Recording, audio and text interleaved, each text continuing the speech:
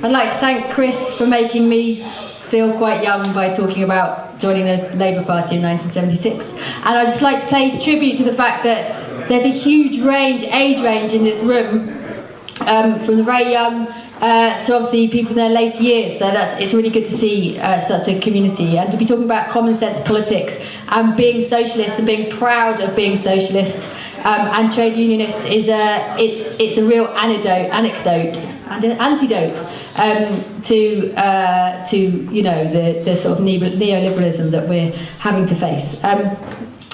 So the Kurdistan Solidarity campaign was established in April 2016, and it was to promote the cause of a free and democratic Kurdistan, to expose human rights abuses against the Kurds, particularly in Turkey, and to forge links of solidarity with the revolution in the Rojava region, northern Syria. It's a beacon for secular, democratic, socialist, feminist and sustainable politics. I just have to say, solidarity, it's not charity, and the cause is noble on its own, but we get so much from it too. We don't aim to give support and stand back, but to follow the example of non-Kurdish progressive forces in Kurdistan, trade unionists, feminists, socialists who have fused with the Kurds into new movements and breathed hope into established ones. Our aim is to unify the existing groups with a wave of solidarity that broke out across the world during the siege of Kobani, which is really when the world first became aware of the heroism and of the revolutionary women and men fighting Daesh in Syria. And we link the growing interest in the feminism, direct democracy, ecology, and equality-based economic programs of the Rojava revolution in Syria and Kurdistan, with a plight to the Kurds in Iraq, Iran, and mostly of all, Turkey. Since the breakthrough of the Kurdish movement allied with other progressive forces in Syria and Turkey in the form of the PYD and the HDP parties, they've faced the worst repression known in decades at the hands of the Turkish state under Erdogan. We've brought hope and inspiration to this movement to bear on the devastation and fascism it has been met with. There's no doubt every woman, every gay person, every worker, every free thinker, every progressive, simply every human being who cherishes humanity over darkness and submission owes the Kurds for their bravery and sacrifice for defeating the fascistic Daesh. Over the last year, we have led on several campaigns.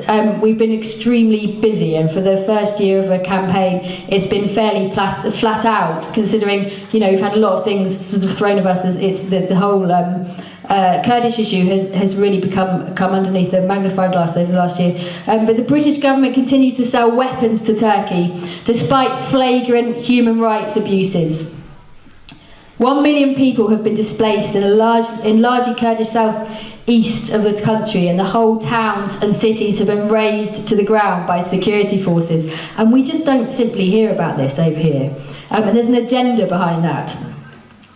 On the 15th of May, just gone, we mobilised for a demonstration outside Downing Street, joining hundreds of the Kurdish community and their friends protesting against the visit of the autocrat Erdogan, who was hosted by Theresa May, welcomed over here. During the day, the police were very, very aggressive. I've not seen police be aggressive like that on a demonstration for years, probably since the 90s, I think, where I've seen police horses and dogs being released on a relatively small, I mean, it was a 100-strong crowd, it wasn't thousands, and it wasn't particularly aggressive. And it really makes me feel quite ashamed, actually, that a migrant group like the Kurds is being treated in this way. They're very, very aggressive. Like someone else said to me, it's reminded them of the miners' strike. You know, the kind of aggression that they faced. It was very evident that the UK government has a certain attitude to the Kurds, which it isn't deserving, which they're not deserving of. In Reading, President Erdogan's convoy was blocked whilst he was on his way to be wined and dined by Theresa May. with the British Prime Minister Theresa May, and the meeting was sponsored by BAE Systems, which obviously isn't a surprise to any of us, and BP. And again, the heavy police presence, the Kurds have been, in that week, have been beaten by police. Many of them have sustained quite bad injuries. One guy was hospitalised. And this is literally just for peaceful protesting. In January 2018, Erdogan launched Operation Olive Branch, which in its name is laughable, considering the significance of the olive trees to the Kurds. It's an insult. It's a direct insult. And that was an illegal invasion of the peaceful people of Afrin. There's never been an attack launched from Afrin into Turkey. It's right on the border. It's an enclave right on the border of Turkey. There's never been any aggression from that region. It's been fairly isolated from a lot of the troubles in Syria, and it's been very peaceful there. And it actually they took a lot of refugees. So the fact that that Turkey has attacked that region has only one agenda, really. And that attack was allied with jihadists from the FSA, from the Free Syrian Army, and they forced more than 170,000 people to flee. And there's been accusations of beheadings, rape, and the use of chemical weapons. And again, our media is almost silent on this. You can see the comparisons to how they respond to such things in Ghouta at a similar time. And it's been very, very difficult to get these issues out into the media. It's an ethnic cleansing campaign. There is no other agenda there. He wants to ethnically cleanse the Kurds, and we see the Kurds criminalised for speaking their own language, for talking about their culture, for celebrating their culture, and they're criminalised for that. In the process of the invasion of Afrin, the Turkish Air Force killed a British citizen who you may have heard of. It was in the news a lot. It was Anna Campbell, a young woman that went to support the Kurds. And that hardware, we suspect, was built in Britain and bought from our Tory government. By welcoming Erdogan to the UK, Theresa May is sending out a loud message that the lives of Kurds and their supporters and the freedom of thousands of political prisoners in Turkey are secondary to the destructive policies which strengthen our imperialist interests in the Middle East and imperialist interests in the Middle East and other countries. As the Kurdistan Solidarity Campaign, we've pledged to continue the pressure on the government over its arms exports to Turkey and its whitewashing of Turkish human rights violations, and we'll continue to ensure the opposition MPs raise the issue in Parliament and commit to defence, trade and foreign policies which put human rights at the forefront. In November 2017, the KSC, the Kurdistan Solidarity Campaign, launched the Free the HDP campaign in Parliament to build links with jailed MPs in Turkey. And we continue to send solidarity delegations to observe the trials.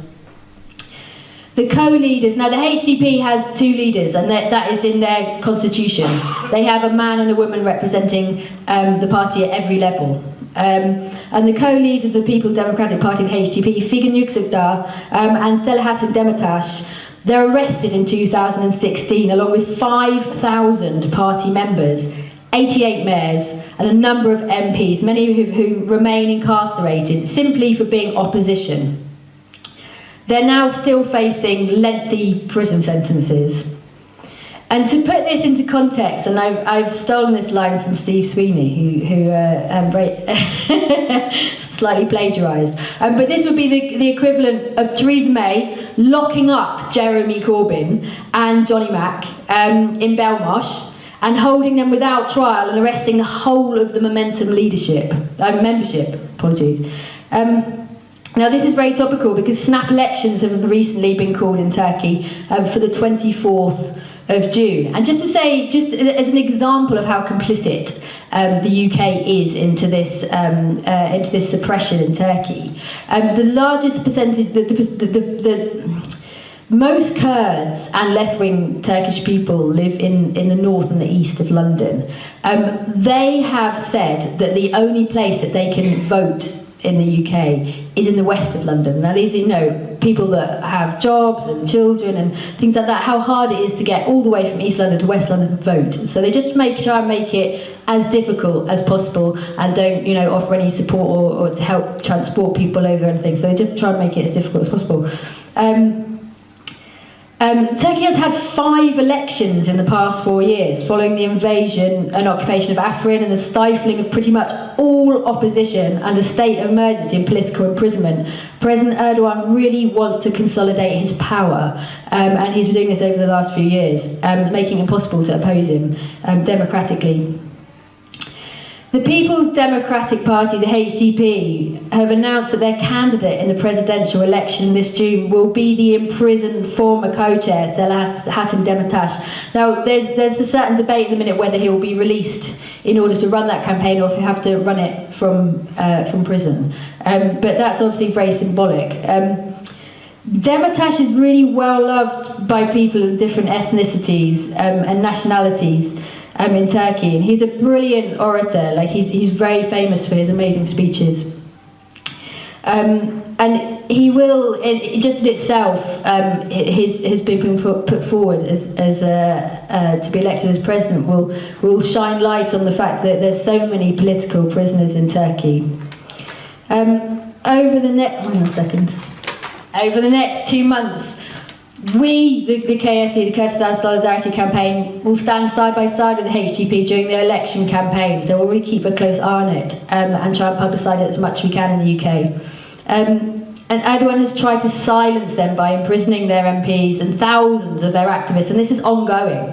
People are expecting that people get raided overnight just for being political opposition. They might have made a speech or been heard talking about the invasion of Afrin. It's a really, really oppressive regime currently in Turkey. And by doing this, they present the elections as democracy, and it really does just make a mockery of free and fair elections. It's really not. Freedom of speech is virtually non-existent in Turkey. Newspapers and media outlets are shut down, so people cannot access news. Even our Facebook page got removed from Facebook. There was nothing controversial on there. I think we had maybe an image of Öcalan, who is the Kurdish leader. It might have just been a flag or something, and our whole Facebook page got removed, and that happens constantly. So we're constantly battling with Facebook and Twitter not to remove our accounts, and there's nothing controversial in those accounts. It's just political campaigning. So their reach of the Turkish state is phenomenal throughout Europe. Turkey has the highest number of journalists in jail in the world, with a third of total journalists in the world imprisoned in Turkish prisons. Now, union membership, we've been talking about trade unions, the importance of trade unions in a democratic country. It remains low, even by British standards. We talk about our trade unions being in decline. It's low even compared to that of the UK. But they're operating in a climate where members and officials are attacked, jailed and even killed. You can be killed for your, being a trade union activist. And the series of coups that has happened just saw union confederations closed down and reinvented. So this happens politically quite a lot. So they will make a certain trade union or political party illegal, and then these people will reform and rename and run again. So in the current climate, more than 100,000 public sector workers were sacked following the coup, the most recent coup, 2016. And Erdogan clamps down on all forms of democracy. The state of emergency is reaching to every pore and every single aspect of people's lives. People are living in fear in Turkey, just regular, normal people, from teachers to journalists to people just talking to their neighbour. It's really oppressive. So now more than ever, we need to support the Kurdish struggle. It's really, really important. And those sympathetic to the cause face Erdogan's autocratic regime, which is continuing to ethnically cleanse the Kurds. And anyone who speaks out against that is obviously targeted by the regime. Turkey is now, as I expressed before, attacking the Kurds, not just in the country, not just in Turkey, but actually invading another sovereign state in terms of invading Afrin, which is part of Syria. And that's not really been addressed by the international community at all. And also in Iraq. So they really feel like they can operate with impunity, and our Tory government is giving them the license to do that. And you know, that's consistently covered up. So it's covered up in our media, trying to get you know, awareness and stuff like that, even like, you know, through social media. And that's because obviously they're a NATO ally, and strategically where the geopolitical situation and obviously the dirty deal with the refugee crisis with Turkey puts them in a very strong position in order to put our government under pressure. So it's time we joined our voices shouting louder about the human rights violations and atrocities, and you might well want to ask how you can help. If you visit we have a website, Kurdistan Solidarity campaign.org. We have our AGM. It's in Green Lanes, North London, which is the Kurdish Community Centre, on the 9th of June. So membership will be on the door, so you can come in and vote. And there'll be some music, food, you know, some Kurdish culture there as well. And we have lots of amazing speakers. We have the parents of Anna Campbell and her father. Dirk is going to come and play some Kurdish music, which is wonderful, and there's lots of other things going on. So it should be a really good day. I think it starts about midday, goes on about 5. You can drop in if you're not there for the full thing. We're always desperate for money. Like, it costs quite a lot to keep sending delegations over to Turkey. And we're always fighting for funds, so fundraising is always welcome. If you go to the website, you can join us. That membership will be open straight after the AGM and at the AGM. But you can also sign up for our newsletters and stuff on the website.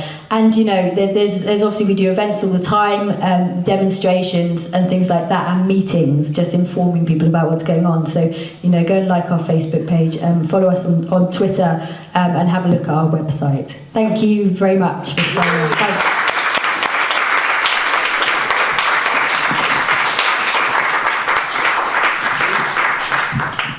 Thank you, Paula, again. Another round of applause. I think that's all for today.